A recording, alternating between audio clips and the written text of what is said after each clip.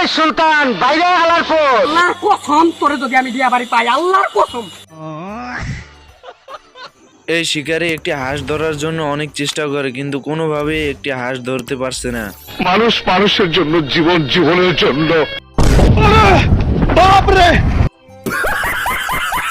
এরপর শিকারী হাঁসগুলোকে দেখে ছদ্মবেশ ধারণ করে যাতে হাঁসগুলো তারে বুঝতে না পারে আর সহজে ধরে ফেলতে এটা পারে। কোনো সিদ্ধি ফিদ্ধি না, এটা সবজি। আরে এর গুলি থেকে তো পানি বেরোচ্ছে আর এমন তো নাই, আর হাঁসগুলো তো খুশিতে নাচতেছে।